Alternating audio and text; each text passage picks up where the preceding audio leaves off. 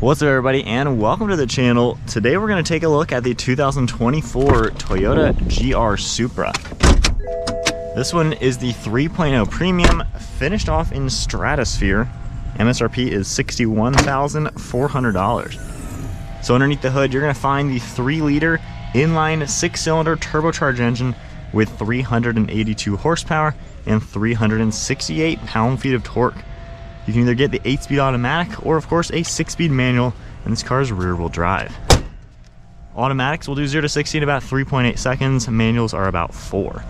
Now, looking at the styling, this is a gorgeous car. You got a lot of cool curves to it, nice sculpture, LED headlights with the 6 beams.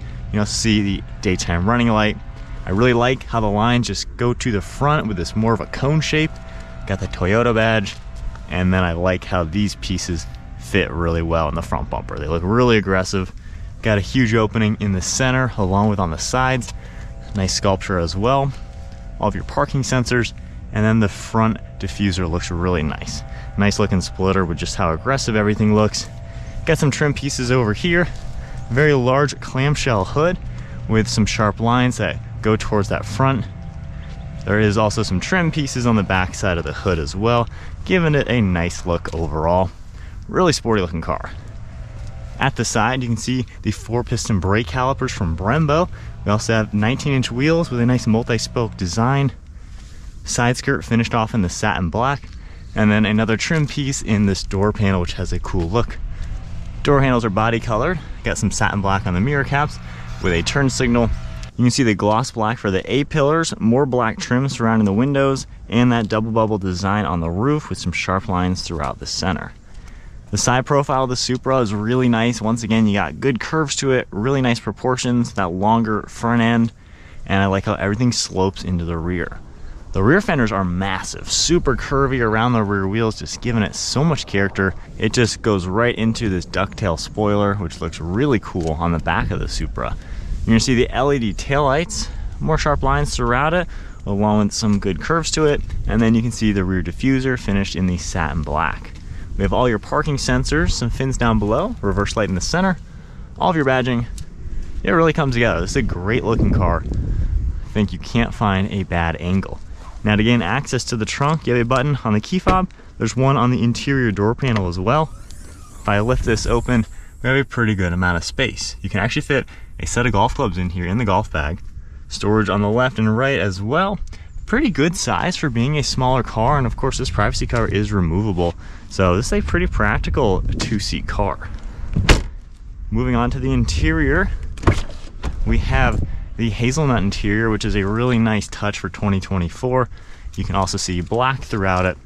On the door panel, you can see the black plastic material, and then the nice coloring. Got your grab handle, release, lock and unlock, window and mirror controls, all the speakers, trunk release, and storage.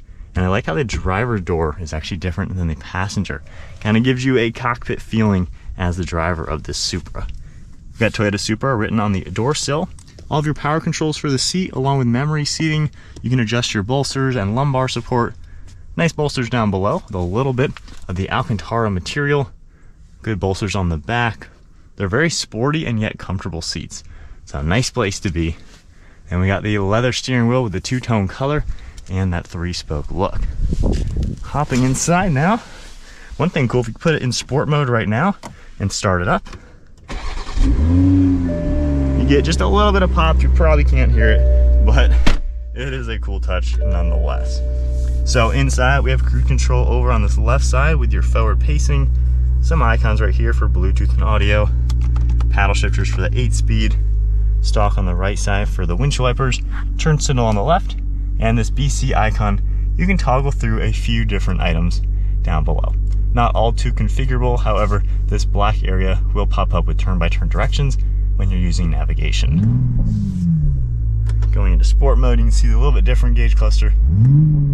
Gets just a little bit louder with those pops.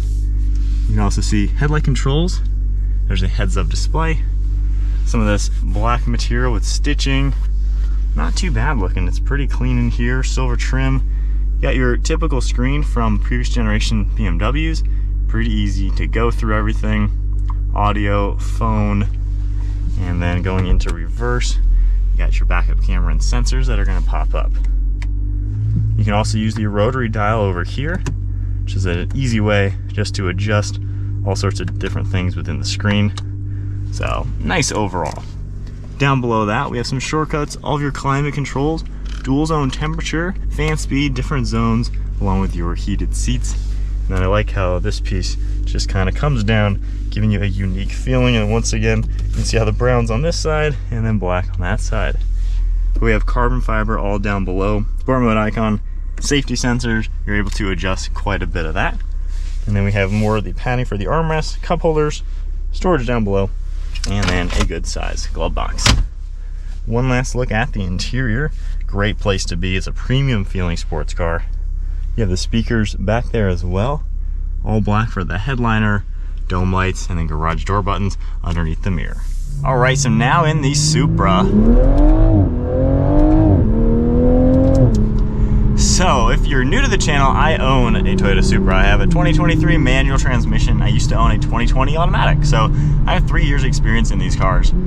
Absolutely a blast to drive. After being so used to my manual, it is nice to hop in the ZF8 speed and just have lightning quick shifts. It is so cool just to be insanely responsive and fast. So really cool blend. If we tone the car down, normal mode, drive, cruise control, this is a really nice place to be. Because this is built with BMW parts in a BMW factory, it's a gorgeous place. There's nice use of materials. It feels incredibly refined. These seats are very comfortable, very nicely padded, and they support you really well. Visibility is pretty good. You can see nicely out of the front, out of the sides, all the mirrors. The windows are definitely on the smaller side, so you feel kind of like you're in a hunker down sports car, which is exactly what you're in. Over your right shoulder, not too bad, and then left shoulder, not too bad as well. So for being kind of that low-slung sports car, it's really nothing crazy to get used to. The tech and all that works well, it's user-friendly. I mean, just really can't complain. The ergonomics are good, armrests are in a great place. You can drive this car for hours and hours and get over 30 mpg in a sports car like this. So it's a really cool blend. Now, if we go ahead and do sport mode, you can also go into a sport traction, which will kind of let you slip it a little bit. We'll see what it does. I'm sure it's going to spin a lot.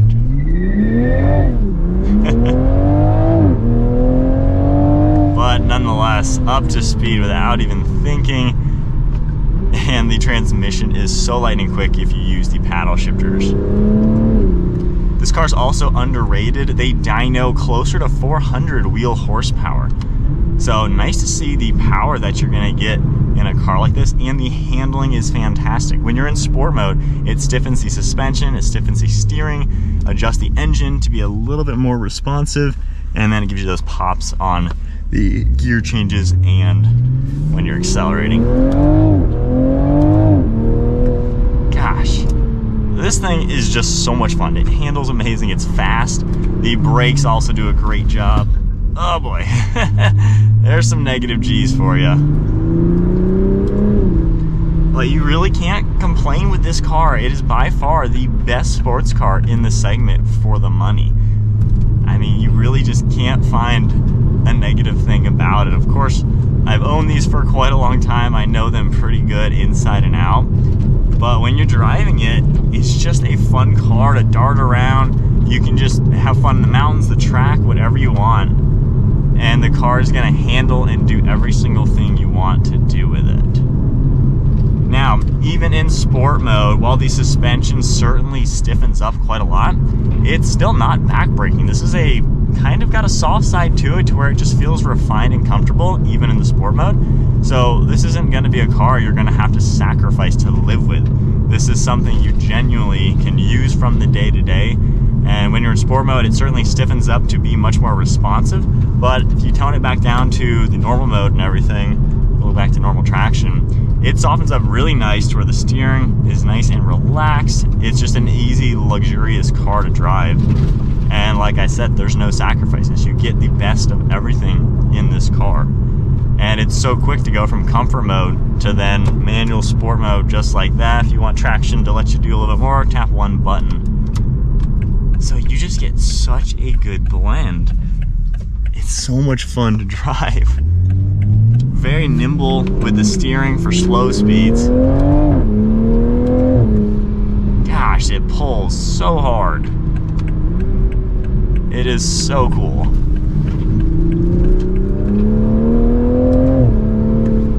Coming up that steep hill, there are so many cars where that is a struggle.